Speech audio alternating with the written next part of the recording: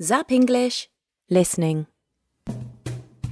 Level 2, Unit 5, Danger.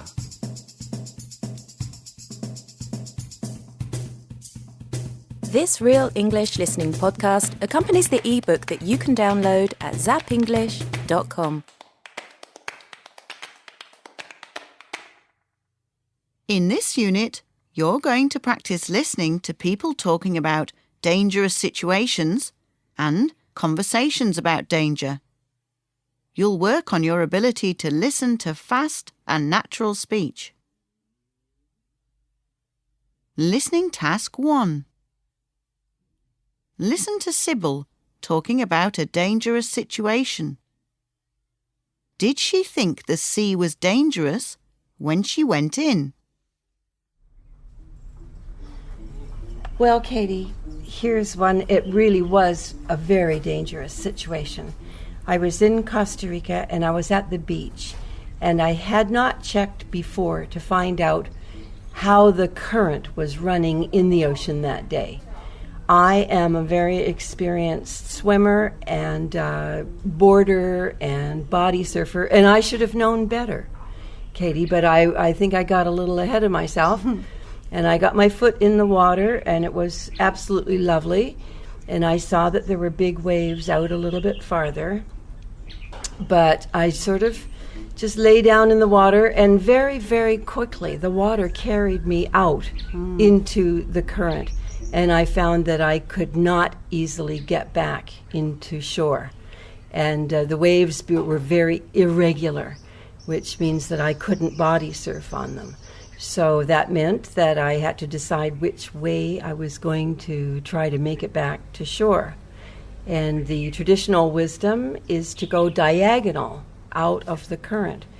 And I did that a little bit, but it was a big fight. And the waves were so big and so strong and so irregular that I couldn't predict them. And it was very difficult to not drink a lot of salt water, which is really bad to do.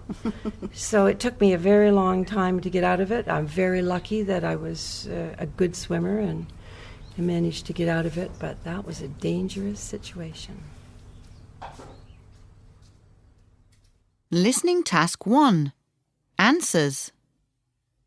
Did Sybil think the sea was dangerous when she went in? No, she hadn't checked. And when she went in, at first, it felt lovely. Listening Task 2. Now listen to Sandra and her dangerous situation. This one is about a crash. Why does Sandra talk about angels? The time I felt most fear or was in the most dangerous situation in my life was in a car accident. And I was driving, it wasn't actually in a car, it was in a camper that had a pop top where the top would pop up so that you could stand inside it, and it had two benches in the back where you could make it into a bed. It was all totally open from the front to the back, so it was really a truck that had a top on it that was really open, but the top would pop up when you would stop and camp. We were driving to another town, and I went down a hill and up the hill, and as I got to the top and was starting to go down the hill again, I noticed another car made a dash to turn right in front of me, to make a turn right in front of me to go into the road there. And I could not put I slammed on my brakes, and I didn't get my brakes on in time. So the car went over to the side of the road, and there, the other car just kind of drove off. He stopped when he saw what happened.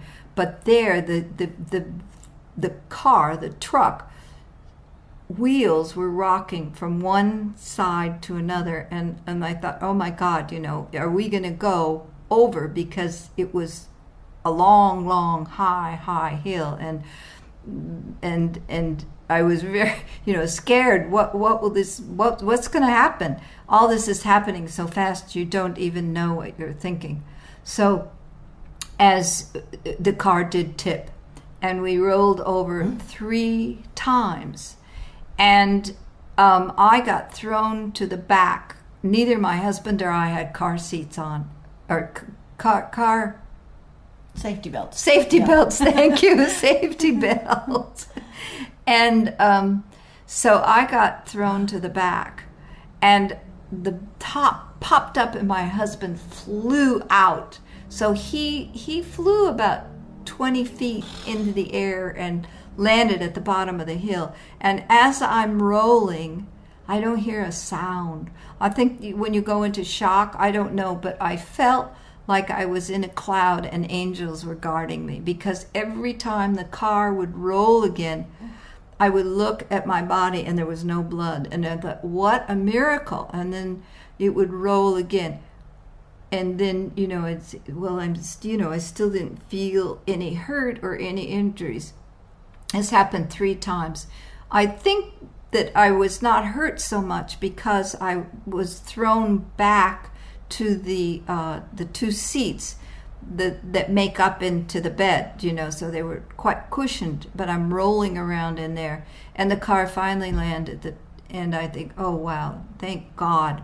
But it's still tipping like this. And I thought, oh boy, it's because we're at the bottom of the hill. And I thought, oh, are we going to tip again? And it finally settled. And then I hear this scratching on the door, this strange voice that says, Sandra, Sandra, just total panic. It was so eerie. It was my husband, because he had been laying right there when he was right where, if the car had rolled over, it would have crushed him. Oof. And he woke up at that time, because being thrown like that, he landed and he passed out for a short time. So I think he was aware that the car could roll on him, but he couldn't get up. But when he did, it had stopped. He did not know if I were dead or alive in the inside. And, by that time, I hadn't quite come to my senses enough to even know where he was. And so then I realized he was outside, and I opened up the door, and both of us felt like, angels had been protecting us, because there was no blood, there was no bad injury, but they still made us wait and take us to the hospital to check us out. The next day, my body ached, but it was only because I think of that rush of adrenaline that goes into your body. My hands hurt because I had gripped the steering wheel so tightly. The insurance company, and they did a thorough check on us at the hospital, and we were okay. So we had to call some friends to come and pick us up, because we were about an hour and a half outside of this town, and they came and got us. The car was completely totaled. It could never be driven again. It was ruined so bad. So it was a miracle. And the insurance company came a few days later and said, sign this slip. We'll give you $100 if you say you're okay. And I thought, yeah, I'm okay. Well, never do that, because, you get whiplash and you don't realize it. So years later, the neck pain and dealing with that has come up, and you can't quite cash in the insurance. I do exercises and things now that kind of keep it straight and deal with it, but that was the most fearful experience that I've ever had. Quite dangerous, but somebody was looking out after us. Listening task 2. Answers. Why does Sandra talk about angels? Because she feels that maybe they were looking after her, as she's amazed she wasn't hurt in the crash. Listening task 3. Can you answer these questions about dangerous situations? Number 1.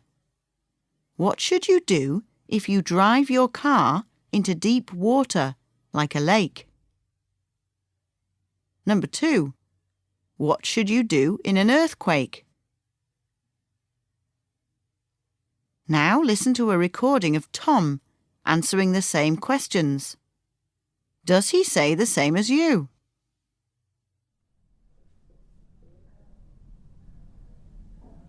Hi, Tom. Hello. Well, we're in a very safe environment, I hope, because we're sitting in your lounge. Yes, but maybe there will be an earthquake or a natural disaster.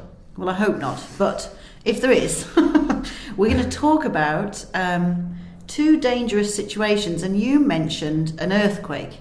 Okay, Yeah. Very dangerous situation. Now, do you know what you should do if there is an earthquake?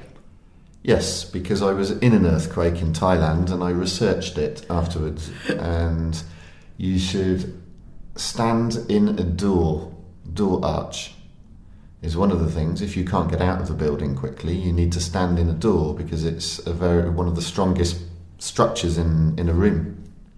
Well, that's interesting because I looked on the internet and it said that that's not the case anymore. Okay. I don't know. And just so nobody is in an earthquake and blames us when they get squashed, go check yourselves.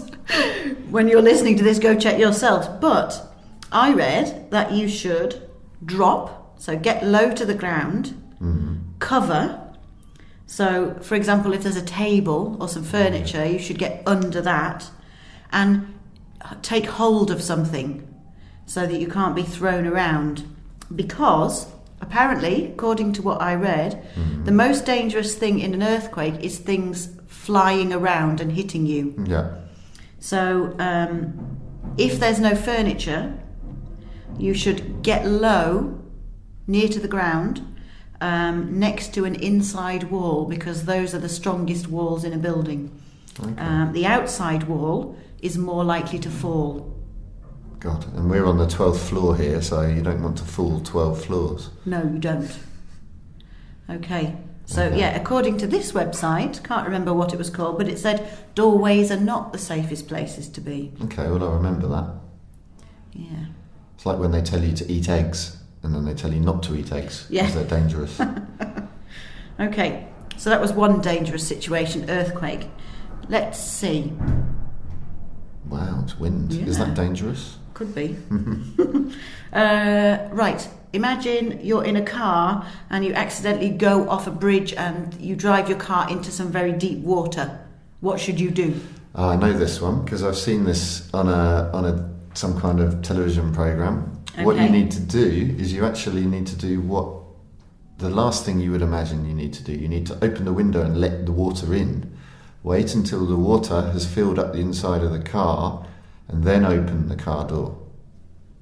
Yes. Yeah. You clever thing, you.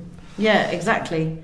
Apparently, you have about 90 seconds before the car will be full of water. And once your door is totally covered in water, if your window's closed, you won't be able to open it. So if you can't open the windows, then you have to try and kick them open with your feet. Yeah, basically you have to get the car full of water so that the pressure is equal inside and outside the car. You'd have to be a very calm kind of person to do that, though, wouldn't you? Yeah, it'd be I think horrible. I would just be screaming. I think it's a nightmare of mine to be caught in a car underwater, actually. Well, let's hope that we don't have to experience either of those situations again. Yes. Don't drive. Listening task 3. Answers. So, what did Tom say? He said, in an earthquake you should stand in the door, and in the water you should let the water into the car before you open the door. Well, we hope you don't find yourself in any of these dangerous situations, and we hope you enjoyed listening to our speakers. Well done. Remember, there are some extra tasks to help develop your listening in the accompanying ebook from zapenglish.com. Thank you for listening. Bye.